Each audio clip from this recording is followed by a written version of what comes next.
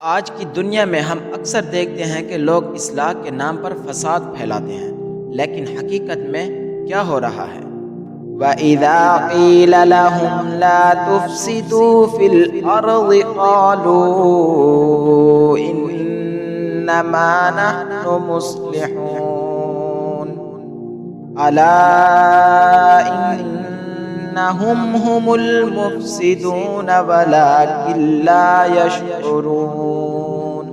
اور جب ان سے کہا جاتا ہے کہ تم زمین میں فساد نہ مچاؤ تو وہ کہتے ہیں کہ ہم تو اصلاح کرنے والے ہیں۔ یاد رکھو، یہی لوگ فساد پھیلانے والے ہیں، لیکن انہیں اس بات کا احساس نہیں ہے۔ یہ آیت ہمیں بتاتی ہے کہ بعض اوقات لوگ نیک نیتی سے برے کام کر بیٹھتے ہیں۔ سب سے پہلا سبق، ہمیں فساد اور اصلاح کی پہچان ہونی چاہیے۔ جو عمل اللہ کی ہدایت کے خلاف ہو وہ فساد ہے، چاہے اسے کوئی بھی اچھا کہے۔ دوسرا سبق یہ ہے کہ صرف نیت کافی نہیں، ہمیں اپنے عمل کی حقیقت کو بھی سمجھنا ہوگا۔ اگر کوئی اصلاح کے نام پر اللہ کی ہدایت کو ترک کرتا ہے یا لوگوں کو گمراہ کرتا ہے تو وہ فساد پھیلا رہا ہے۔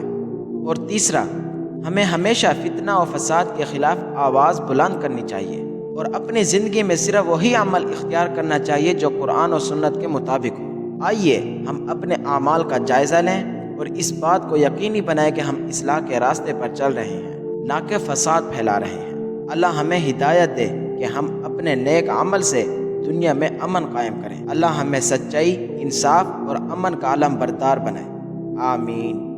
آج جمعہ کا دن ہے، چلتے پھرتے، اٹھتے بیٹھتے، لیٹتے سوتے درود شریف، استغفار کی کثرت رکھیں۔